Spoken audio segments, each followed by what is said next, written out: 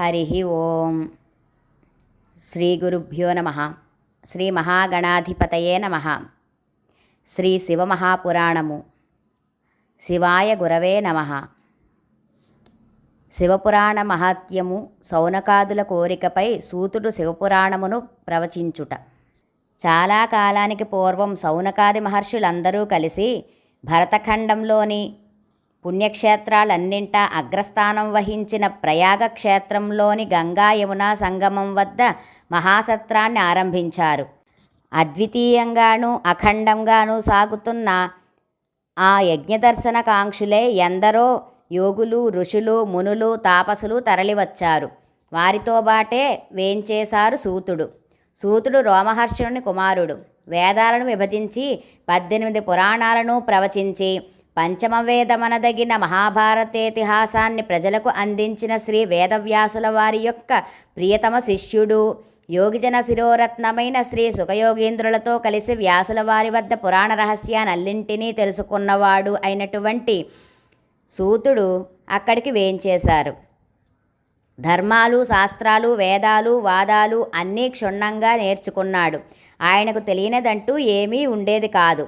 ఆయన చెప్పలేని పురాణగాథ, విప్పలేని ధర్మ సందేహం ప్రపంచంలోనే లేవు. అడిగిన వారందరికీ తన అపూర్వ కథాకథన విధానంతో ఆయా పురాణాలను వినిపించడం, వారిని ధన్యులను చేయడం, తాను చరితార్థుడనయ్యాననుకోవడం ఇదే ఆయన లోకం. అటువంటి సూత మహర్షి ప్రయాగలో జరుగుతున్న యాగానికి వేంచేయడంతో ఋషులంతా ఆనందించారు. అర్ఘ్యపాద్యాదులిచ్చి సత్కరించారు. అనంతరం ఆయనను పరివేష్టించి కూర్చున్నవారై, హే సర్వపురాణ కథాకథన జననేత సూత, నీ రాకతో మా యాగానికి మాకు కూడా క్రొత్త వెలుగు వచ్చినట్లుగా ఉంది. గతంలో నీ నుండి ఎన్నో కథలు, గాథలు విని ఉన్నాము. అయినా మాకు తృప్తి లేదు. నీ దర్శనం లభించినప్పుడల్లా నిన్ను ఏదో ఒకటి అడగడం, నీ ద్వారా విని ధన్యులం కావడం జరుగుతూనే ఉంటుంది. అందుచేత ఇప్పటి మన సంగమం కూడా వృధా పోకుండా ఉండేందుకుగాను మా యందు దయగలవాడవై ఏదైనా ఒక మహత్తరమైన పురాణాన్ని వినిపించు.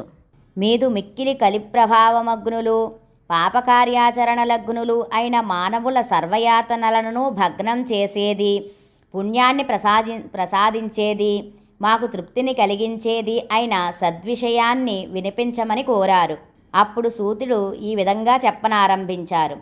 శుభం క్షేత్రమా ప్రయాగ, తీర్థమా గంగా యమునల సంగమం, సమయమా సమరవేళ, సందర్భమా శివేచ్ఛ. ఇంత మంచి సమ్మేళనంలో సాధారణ గాథలెందుకు? దేన్ని స్మరించినంత మాత్రం చేత జన్మజన్మాంతర పాపాలు కూడా నిప్పుల్లో పడ్డ ప్రతిప్రోగుల్లా కాలిపోతాయో, ఏది తెలుసుకున్నంత మాత్రాన్న జీవకోటిని కప్పిన అజ్ఞానం కుదుళ్లతో సహా పెకలించుకుని పోతుందో అటువంటి శివమహాపురాణాన్ని చెబుతాను వినండి. సాక్షాత్తు శివుని చేతనే 12 సంహితలుగా చెప్పబడిన ఈ శివమహాపురాణం యావత్తూ బ్రహ్మకు అనుగ్రహింపబడింది. ఆయన దానిని తమ మానసపుత్రులైన నారద మహర్షికి ప్రసాదించారు. నారదులు సనత్కుమారులకి అందజేశారు. ఆ సనత్కుమారులు మా గురువుగారైన వ్యాసుల వారికి ఉపదేశించారు. అంతటితో శివజ్ఞానాన్ని పొందిన ఆయన 1,00,000 శ్లోకాల విస్తారమైన ఆ శివమహాపురాణాన్ని 24,000 శ్లోకాలకు కుదించారు. 12 సంహితల శివపురాణాన్ని కూడా 1 విద్యేశ్వర, 2 రుద్ర, 3 శతరుద్ర, 4 కోటిరుద్ర, 5 ఉమ, 6 కైలాస, 7 వాయవీయ అనే 7 సంహితలుగా మలిచారు. అలా ఆయన రచించిన ఈ అద్భుత శివమహాపురాణాన్ని వారి కుమారులు సర్వజనవంద్యులు అయిన శ్రీ సుఖయోగేంద్రులకు నాకు కలిపి బోధించారు. అయ్యా, ఆ విధంగా గురుముఖతః నేను నేర్చుకున్నటువంటి ఆ శివమహాపురాణాన్ని శివేచ్ఛాపరంగా యథాశక్తి మీకు చెబుతాను, శ్రద్ధగా వినండి. శ్రీ శివమహాపురాణ మహాత్మ్యము. మీరు విన్న ఎన్నో గాథల కన్నా విభిన్నమైనది, నిర్ద్వంద్వమైనది, గొప్ప మహిమాన్వితమైనది ఈ పురాణం. ఓ పురాణ విషయ జిజ్ఞాసువులారా, పుణ్యాత్ములారా, సర్వోపనిషత్సార చషకము, సకలౌఘ విభంజనకము, అసమాన పుణ్యప్రదాయకము, ఆయురారోగ్య మహైశ్వర్య విద్యాభోగ భాగ్యకారకము, ఆద్యంత మంగళప్రదము, ఆపాతమధురము అయిన ఈ శివపురాణాన్ని మించి చెప్పుకోదగినది, వినదగినది గాని తెలుసుకోదగినది గాని మరొకటి లేదు. ఈ శివపురాణములోని ఒక్క గాథను గాని అందులో సగాన్ని గాని నిత్యము భక్తి ప్రపత్తులతో పఠించినట్లయితే వారు తప్పనిసరిగా జీవన్ముక్తులవుతారు. ఇచ్ఛాపూర్వకంగా గాని లేదా యాథాలాపంగా గాని ఒక్కసారైనా ఈ పురాణాన్ని చదివినా వినినా పాపరహితులవడం ఖాయం. చతుర్దశి తిథి నాడు ఉపవాసం ఉండి శివభక్తుల ఎదుట ఎవరి పురాణాన్ని ప్రవచిస్తారో వారు అత్యంత పూజనీయులవుతారు. ముఖ్యంగా ఈ మహాపురాణంలోని రుద్ర కైలాస సంహితలు రెండూ మహామహిమాన్వితాలైనవిగా తెలుసుకోండి. ఎవరైతే సమాహిత మనస్కులై రుద్ర సంహితను పఠిస్తారో వారు బ్రహ్మజ్ఞులైనా సరే 3 రోజుల్లో సర్వపాపాల నుంచి విముక్తులైపోతారు. ఈ రుద్ర సంహితను భైరవమూర్తి ఎదుట రోజుకు 3 పర్యాయాలు చొప్పున మౌనంగా పారాయణ చేసేవారికి సమస్తమైన కోరికలు సిద్ధిస్తాయి. మర్రి చెట్టుకు గాని మారేడు చెట్టుకు గాని ప్రదక్షిణం చేస్తూ రుద్ర సంహితను పఠించినా వినినా కూడా బ్రహ్మహత్యాది పాపాల నుంచి కూడా బయటపడతారు. రుద్ర సంహిత కన్నా శ్రేష్టమైనది కైలాస సంహిత. దీని మహిమ పూర్తిగా తెలిసినవాడు ఒక్క శివుడు మాత్రమే. ఆ పరమేశ్వరునికి కైలాస సంహిత మహాత్యం పూర్తిగా తెలుసును. బ్రహ్మకి, నారదులకి, సనత్కుమారులకి, మా గురువుగారైన వ్యాసుల వారికి కూడా సగం మాత్రమే తెలుసు. 1/4 భాగం మాత్రమే నాకు తెలిసి ఉంటుందని భావించుకుంటున్నాను. అది కూడా శివేచ్ఛ. ప్రాణికోటి సమస్తాన్ని తరింపచేసే పంచాక్షరీ మహామంత్రం, దాని ప్రభావం, జపవిధి విధానం, ధర్మార్థకామములచే త్రివర్గ ఫలప్రాప్తికి తగు ఉపాయాలు, మోక్షసిద్ధికి అవసరమైన సమస్త విషయాలు క్రోడీకరించి చెప్పబడింది. ఈ శివపురాణం యొక్క మహాత్యాన్ని విశదీకరించి చెప్పడం ఎవరి వల్ల అయ్యే పని కాదు. అయినా నా శక్తి మేరకు ప్రయత్నిస్తాను అని ఈ విధంగా చెప్పనారంభించారు సూతులవారు. దేవరాజు కథ. చాలా కాలానికి పూర్వం కిరాతనగరంలో దేవరాజు అనే బ్రాహ్మణుడు ఒకడుండేవాడు. పేరుకైతే బ్రాహ్మణుడే గాని ఆచార వ్యవహారాలు ఏ ఒక్కటి కూడా పాటించేవాడు కాదు. కనీసం స్నానసంధ్యలైనా సమంగా ఆచరించేవాడు కాదు. పైగా వైశ్యవృత్తిపరాయణుడై ధనార్జనే పరమార్థంగా పెట్టుకున్నాడు. అదైనా వాణిజ్య రూపంలో సాగించలేదు. తనని నమ్ముకున్న వారిని దగా చేసేవాడు. కులకలహాలు పుట్టించి తాను లాభపడేవాడు. ఇలాగ డబ్బే దైవంగా భావించి తాను ఎనలేని సంపదలు గడించాడు. ఒకనాడు స్నానార్థి అయి జలాశయానికి వెళ్ళి అక్కడ శోభావతి అనే పేరుగల వేశ్యను చూశాడు. ఆమె వెర్రిలో పడిపోయాడు. ధనికులు దొరికితే గణికలు వదలరు కదా. ఆ విలయాలు కూడా అతన్ని బాగా ఆకట్టుకుంది. ఇద్దరూ స్వేచ్ఛగా కామవిహారాలు సాగించారు. ఎలా వచ్చిన సొమ్ము అలాగే పోవాలని ఊరికే అన్నారా చెప్పండి. పనికిమాలిన పాపాలు చేసి సంపాదించిన సొమ్మంతా ఆ శోభావతి నిమిత్తమై ఖర్చు పెట్టసాగాడు. ఇంట్లో వృద్ధులైన తల్లిదండ్రులు విచారించారు. ఆరోగ్యవతి, అనుకూలవతి, అనుభవయోగ్యురాలు, యౌవనవతి, సవయస్కాయైన భార్య కూడా వారించింది. అయినా అతడు వినలేదు. ఒక రాత్రికి రాత్రి భార్యను తల్లిదండ్రులను కూడా హత్య చేసి ఉన్న సంపదంతా మూట కట్టుకొని ఆ కులటపంచకే వెళ్ళిపోయాడు. సొమ్ములైపోగానే ఆ సోకులాడి అతనిని తరిమి వేసినది. అతడు ప్రతిష్టానపురం చేరాడు. అక్కడ అతనికి జ్వరం క్రమ్మింది. కాలం కూడా చేరువైపోయింది. ఒక శివాలయంలో విశ్రమించి లేవలేని స్థితిలో అలాగే పడి ఉన్నాడు. ఆ శివాలయంలో రోజూ జరిగే శివపురాణ ప్రవచనం వినడం తప్ప మరేమీ పని లేదా దేవరాజుకి. సరిగ్గా గుళ్ళో శివపురాణం, ఇక్కడ దేవరాజుకి ఆయుర్దాయం రెండూ ఒకేసారి పూర్తయ్యాయి. తక్షణమే యమదూతలు వచ్చి దేవరాజు యొక్క సూక్ష్మదేహాన్ని యమపురికి గొనిపోయారు. అదే సమయంలో దేవదూతలు వచ్చారు. యమదూతల్ని వారించి దేవరాజును తమతో తీసుకువెళ్ళబోయారు. ఆశ్చర్యపడ్డ వారికి కింకరులు దేవరాజు యొక్క పాపాలన్నీ గుక్క తిప్పుకోకుండా అప్పగించారు. ఎంత పాపాత్ముడికి ఈశ్వర సన్నిధానమేమిటి అని అడిగారు. అప్పుడు శివదూతలు ఎంత పాపాత్ముడైనా ఏమైనా చివరి ఘడియల్లో కర్మరహితుడై శివపురాణం విన్నాడు. అదే శివ సన్నిధానాన్ని ప్రసాదిస్తోంది అని చెప్పి దేవరాజును తీసుకుని కైలాసం వెళ్ళిపోయారు. యమదూతలు తమ లోకం చేరి ధర్ముడికి ఈ విషయాన్ని చెప్పారు. ధర్ముడు వాళ్ళకి శివపురాణ మహాత్యం వినిపించాడు. శివపురాణం చదివినా విన్నా తెలుసుకున్నా అటువంటి వారి జోలికి వెళ్ళవద్దని దూతలను శాసించాడు.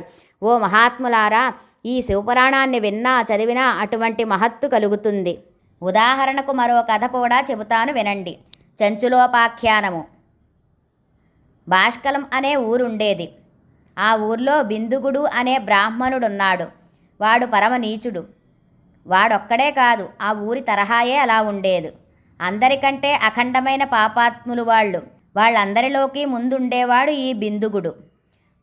ఒకనాడతను ఒకానొక వేశ్యను చూసి దానిని మరిగాడు. భార్య ముఖం చూడడమే మానేశాడు. బిందుగుడి భార్య చెంచుల భర్త ప్రవర్తనకు ఆమె ఎంతగానో బాధపడింది. కొన్నాళ్లు ఎదురు చూసింది. కానీ తన వయసు యొక్క తొందరను అణుచుకోలేకపోయింది.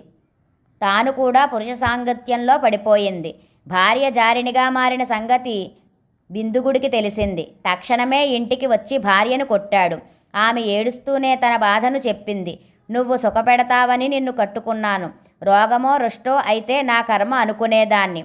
ఆరోగ్యంగా ఉండి కూడా నువ్వు వ్యభిచారిణులతో సుఖపడుతూ నన్ను నిర్లక్ష్యం చేస్తే నేనేమైపోవాలి? నువ్వు తిన్నగా ఉంటే నేనిలా ఎందుకు చేస్తాను అని అడిగింది. బిందుగుడు చాలా విశాల హృదయంతో భార్యను అర్థం చేసుకున్నాడు. అందువల్ల చెంచులా, నేను వ్యభిచరించనిదే ఉండలేను. నీవు పురుష సంపర్కం లేకుండా ఉండలేవు. అందువల్ల ఒక ఒప్పందం చేసుకుందాం. నువ్వు జారునిగానే తిరుగు. జారుల దగ్గర డబ్బులు గుంజి నాకు ఇయ్యి. నేను వ్యభిచారం చేసుకుంటాను. అప్పుడు మనిద్దరికీ గొడవలుండవు. నువ్వు సంసార స్త్రీలాగా, నేను నీ భర్తలాగా చలామణి కావచ్చు అని సలహా ఇచ్చాడా మేధావి. చెంచుల అందుకు అంగీకరించింది. రోజులలా సాగుతుండగా బిందుగుడు ఒకనాడు హఠాత్తుగా మరణించాడు. చెంచుల విధవరాలైపోయింది. అయినా జారత్వం మానలేకపోయింది. కాలవసాన చెంచుల గోకర్ణ క్షేత్రం వెళ్ళింది. అక్కడ మహాబలేశ్వరాలయంలో పురాణ శ్రవణం చేసింది. పాపులు ఎలా నరకానికి పోతారో, ఎలా హింసించబడతారో వింది. అది వినగానే ఆమెకు భయం వేసింది. ప్రవచనానంతరం ఆ పౌరాణికుణ్ణి కలిసి తన కథనంతా చెప్పింది. తన పాపానికి పరిహారం చెప్పమంది. అతడు ఆమె శివపురాణ శ్రవణం చేయమన్నాడు. ఆమె అలాగే ఆచరించింది. ఫలితంగా దేహాంతంలో కైలాసం చేరి గౌరీదేవి ఇష్టసఖులలో ఒకనిగా మసలుసాగింది. చెంచుల తన భర్తకు కైలాసవాసము కల్పించుట. ఒకనాడు చెంచుల అమ్మవారిని చేరి స్తోత్రం చేసింది. తన నరజన్మ గురించి చెప్పి బిందుగుడి విషయమై ప్రశ్నించింది. అమ్మవారు ఆలోచించి, అమ్మాయి, నీ భర్త మరణించి నరకం చేరాడు. అక్కడ అనుభవించవలసినదంతా అనుభవించాడు. ప్రస్తుతం వింధ్యపర్వతం మీద పిశాచమై సంచరిస్తున్నాడు అని చెప్పింది. చెంచుల బాధపడింది. తన భర్తకు కూడా ఉత్తమగతులను అనుగ్రహించమని కోరింది. అమ్మవారు దయాపూర్వకమైన దరహాసం చేసింది. తక్షణమే గంధర్వుడైన తుంబురుణ్ణి రప్పించి చెంచులతో పాటు వింధ్యాద్రికి వెళ్ళవలసిందిగా ఆజ్ఞాపించింది. అక్కడ బిందుగా నామకమైన పిశాచం ఉంది. ఆ పిశాచానికి శివపురాణమును వినిపించి శుద్ధుణ్ణి చేసి కైలాసం తీసుకురా అని చెప్పి శివదూతలను తోడిచ్చి పంపింది. వాళ్ళు వింధ్యపర్వతం చేరారు. అక్కడ పిచ్చిగంతులు వేస్తూ వెర్రిమొర్రి చేష్టలు చేస్తూ తిరుగుతున్న బిందుగ పిశాచాన్ని చూశారు. తుంబురుడు పిశాచాన్ని చేరదీసి శివపురాణం వినమన్నాడు. విననుగాక వినను పొమ్మన్నాడు బిందుగుడు. ఇది కాదు పని అనుకున్న తుంబురుడు చెంచుల శివదూతల సాయంతో బిందుగుడి కాళ్ళు చేతులు కట్టి పడవేశారు. కదలలేక మెదలలేక పడి ఉన్న బిందుగుడి ముందు ఆసీనులై తన వీణ సవరించి అతిలోక మనోహరంగా శివపురాణాన్ని గానం చేయసాగాడు. ఆ గానానికి ముగ్ధులైన వియచ్చరులంతా వింధ్యకు దిగివచ్చారు. శివపురాణాన్ని ఆశాంతం విని ధన్యులయ్యారు. తుంబురుడు చేసిన శివపురాణగానం పూర్తయ్యేసరికి బిందుగుడి పిశాచరూపం పోయింది. అతడు కూడా దివ్యరూపుడు, గౌరవవర్ణుడు అయ్యాడు. చెంచుల భర్తతో సహా కైలాసం చేరి శివపార్వతుల సేవ చేసుకుంటూ ఆనందంగా ఉండసాగింది. అంతటి మహాత్మవంతమైన పురాణం ఇది. మనం ఎవరినైనా బాగు చేయదలుచుకుంటే వారిని కట్టి కొట్టి అయినా సరే శివపురాణం వినిపించాలి. వింటే చాలు, వాళ్ళు శుద్ధులైపోతారు. హరి ఓం తత్సద్బ్రహ్మార్పణమస్తు.